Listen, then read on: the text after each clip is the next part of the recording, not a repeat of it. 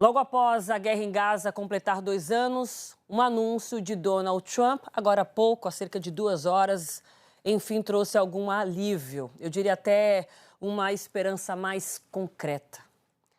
Mais do que nunca, as populações de Gaza, de Israel e as famílias dos reféns do Hamas aguardam ansiosamente pelo primeiro passo do cessar-fogo, costurado por Estados Unidos, Egito, Catar e Turquia. A troca de sequestrados pelo grupo terrorista por quase 2.000 prisioneiros palestinos, que deve acontecer já neste fim de semana. Vamos nos conectar, então, com Nova York, Tel Aviv, Jorge Pontual e a nossa correspondente também, Danusa Matiasi, que vai chegar daqui a pouquinho para falar de lá, costurando, então, encaixando os fatos que temos até o momento. E, Pontual, vamos começar do início, já te dando as boas-vindas, o que está previsto nessa primeira parte do acordo. Muito boa noite. Boa noite, Aline. Boa noite a todos. Trump fez o anúncio na rede social dele, Truth Social. Ele diz assim: tenho muito orgulho em anunciar que Israel e o Hamas assinaram a primeira fase do nosso plano de paz. Isso significa que todos os reféns serão libertados muito em breve e que Israel vai retirar as tropas do país para uma linha acordada como os primeiros passos em direção a uma paz forte, duradoura e eterna. Todas as partes serão tratadas com justiça. Este é um grande dia para o mundo árabe e muçulmano, Israel, todas as nações vizinhas e os Estados Unidos da América. E agradecemos aos mediadores do Catar, Egito e Turquia que trabalharam conosco para tornar possível este evento histórico e sem precedentes. Bem-aventurados os pacificadores. Depois, Trump falou com Netanyahu por telefone, depois de fazer o anúncio. E os dois deram parabéns um ao outro pelo acordo histórico sobre Gaza.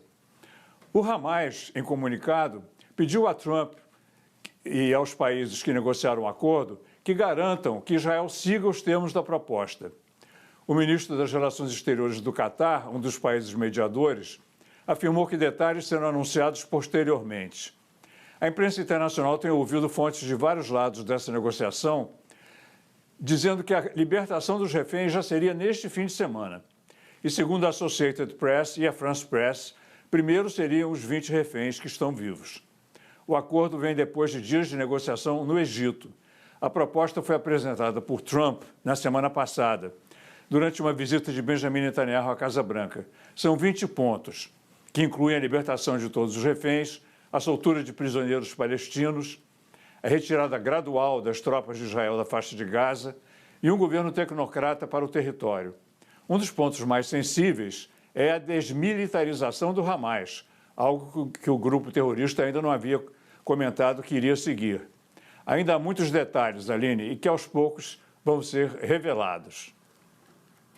É isso, Pontual, mas a gente realmente parece estar diante de um momento inédito, né? Já houve 2 tentativas de cessar-fogo, uma no final de 2023 e outra no início deste ano, mas durou poucos dias e logo todo o conflito, toda a violência se restabeleceu. Parece que agora há um movimento realmente mais concreto. Amanhã, essa aprovação também lá no governo israelense. Vamos para Israel, então, conversar com a Danusa Matiasi, porque é o seguinte, gente, o dia ainda não acabou aí em Israel, né, Danusa? A sensação que a gente tem acompanhando a cobertura nas agências internacionais, através de você, toda a imprensa israelense em plantão, de prontidão, noticiando minuto a minuto essas mudanças, esses anúncios, essas expectativas. Imagine o povo israelense também, os familiares dos reféns, a expectativa por essa libertação. Muita coisa para a gente observar, Danusa. Eu vou começar desse ponto. Quais são as reações que você traz para a gente, principalmente desses inocentes que vêm sofrendo há tanto tempo em função desse contexto? Muito boa noite, bem-vinda à nossa cobertura. Muito boa noite, Aline, colegas novamente, assinantes da Globo News. Para as famílias, Aline, é um momento histórico, é um momento que realmente vai trazer de volta a vida dessas mães, pais, irmãs, irmãos, que há 2 anos sofrem com essa expectativa de libertar os seus familiares e também o sofrimento, Aline, de saber, de ter informações que volta e meia o Hamas divulgava vídeos que mostravam os reféns ali muito magros, sofrendo ali evidentemente, com falta de alimentação, e também há túneis que ficam, alguns deles, a 50 metros de profundidade. E aí, inclusive, numa conversa com as IDF, Aline, eles nos relataram que ali existe também, nessa profundidade, uma falta de oxigênio. E aí a gente lembra que eles ficam, basicamente, assim como os terroristas do Hamas, nesses túneis que, segundo as IDF, são mais de 600 quilômetros de túneis construídos pelo Hamas. Boa parte deles foi destruída. As IDF não divulgam quanto dessa estrutura do Hamas foi destruída, mas fato é que essa guerra de 2 anos não eliminou o Hamas, como a base de governo de Benjamin Netanyahu vinha defendendo e segue defendendo. Agora, um pouco, então, mais acomodada, a gente ainda aguarda as manifestações dos ministros, principalmente de Smotrich e Ben-Gvir, sobre esse acordo, que era veementemente condenado por eles, e sabendo, então, que eles que sustentam hoje o governo de Benjamin Netanyahu. A oposição já garantiu segurança política para Netanyahu se assinasse o cessar-fogo. Então, o Knesset, o parlamento, volta no dia 19. Então, Netanyahu tem essa segurança política, o que não teria, segundo os especialistas, o que a gente vinha acompanhando, caso não assinasse um cessar-fogo. Ele corria um grande risco de a oposição, que ganhou corpo nos últimos meses, com a saída de boa parte de políticos de centro-direita e direita que ainda estavam na sua base de governo, a saída por desacordos em relação a Gaza e outros internos, e encorparam a oposição, que prometia derrubar Netanyahu assim que retomasse as atividades do recesso agora em outubro.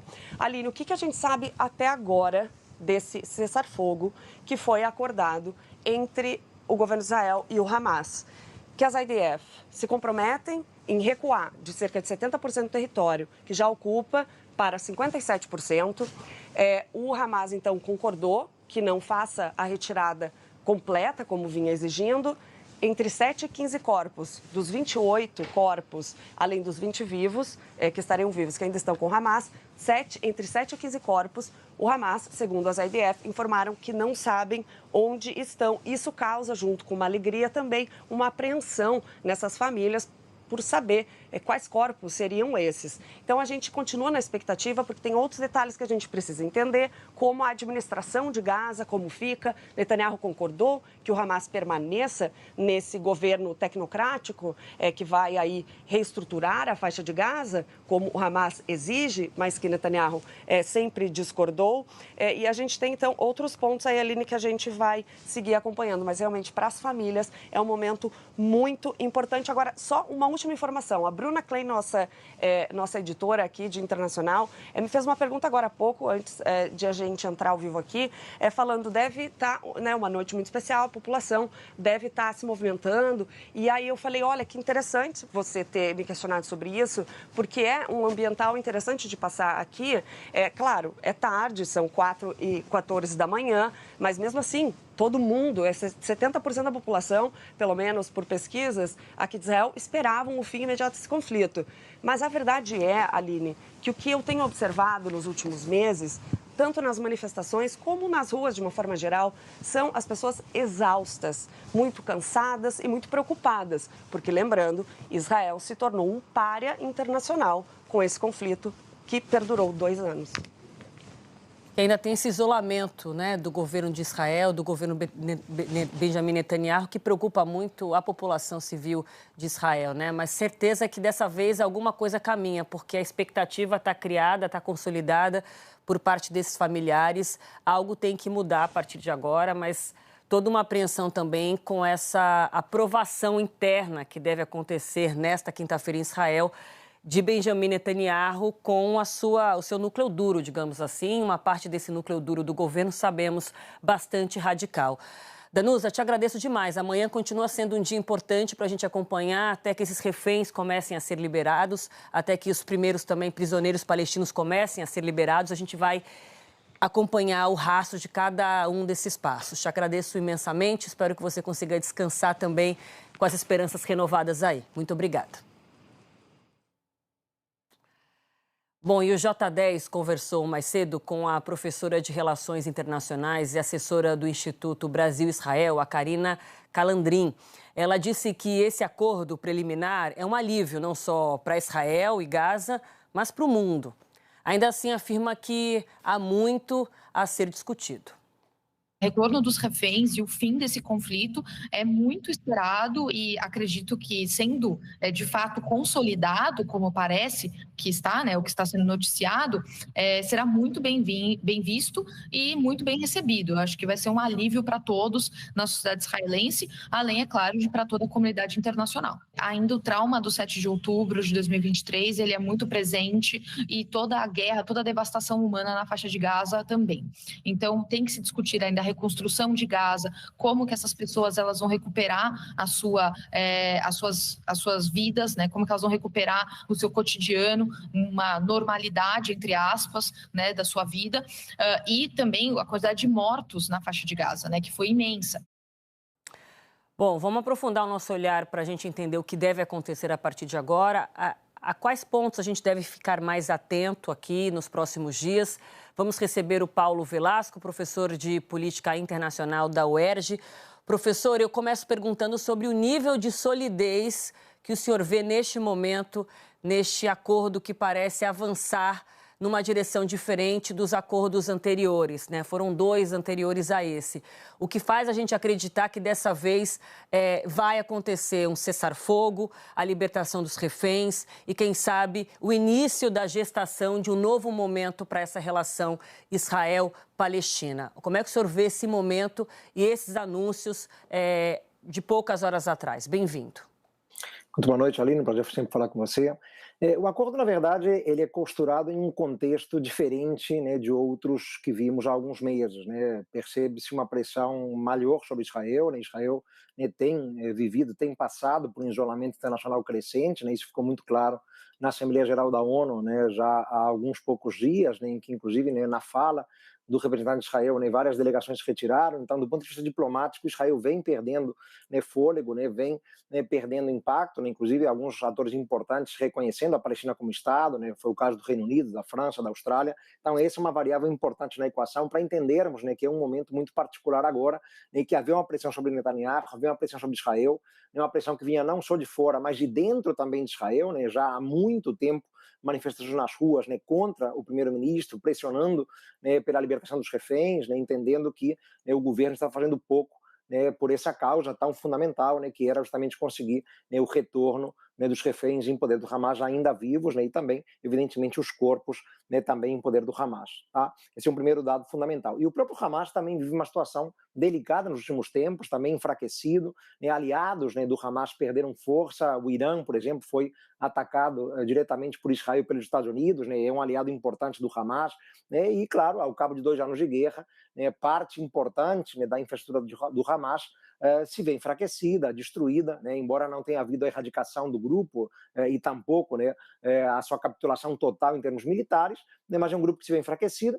E entra em cena a terceira variável, Donald Trump, querendo, evidentemente, a interrupção desse conflito, pressionando fortemente o Netanyahu, com quem ele tem um diálogo fluido, já tinha no seu primeiro mandato, mantém esse diálogo fluido e aberto com o Netanyahu, e o Trump tem, de fato, uma postura de pressão, uma ascendência grande sobre o primeiro-ministro israelense, e também, claro, se valeu de uma retórica muito dura, muito forte contra o Hamas, dizendo que se eles não aceitassem agora esse acerto, viveriam um verdadeiro inferno. Então, uma combinação de fatores que permite acreditarmos que esse primeiro passo, na verdade, é só uma primeira fase que foi acertada ali, então tem que se ver ainda o que pode vir depois, mas que essa primeira fase tem, de fato, boas condições de ser levada a cabo, ser implementada, com a libertação dos reféns, total, como disse o Donald Trump, inclusive também a libertação de prisioneiros palestinos, a abertura aí para a entrada de ajuda humanitária em Gaza. Enfim, são pontos importantes, sobretudo, reitero, ao cabo de 2 anos de guerra, em que a população da faixa de Gaza, mais de 2 milhões de pessoas,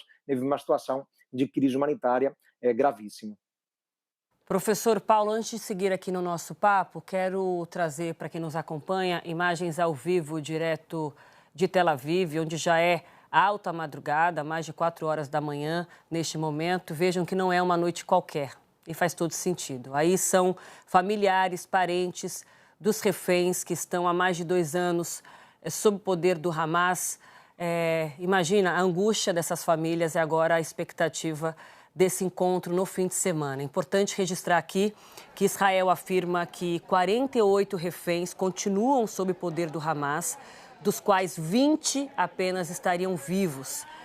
E dentro dessa proposta que foi hoje acordada para a primeira fase desse plano de paz, a expectativa de que o Hamas liberte os reféns num prazo de até 72 horas. Por isso, a gente abriu o Jornal das 10 de hoje falando para vocês que no sábado, no fim de semana, já devemos ter uma primeira parte dessa libertação dos reféns para ver até como é que isso vai se dar, já que há corpos de reféns, já que alguns já não estão vivos. Então, ver também como é que vai se dar esse processo no fim de semana e se o Hamas vai cumprir esse acordo, essa parte do acordo, enquanto Israel também vai cumprir a sua parte, que é cessar os ataques na faixa de Gaza e também começar a libertação de prisioneiros palestinos. São os dois pontos iniciais para a gente acompanhar, mas vemos aí um momento muito aguardado por essas pessoas, mães, pais, irmãos, que vivem uma angústia inimaginável nos últimos 2 anos, acompanhando e aguardando por esse momento, assim também como milhares de pessoas na Palestina que perderam muitos amados, muitas pessoas queridas, crianças. Enfim, um cenário também devastador do ponto de vista humanitário, torcendo também para que esses ataques cessem, para que alguma paz se restabeleça, para que Gaza possa se reerguer a partir de algum lugar.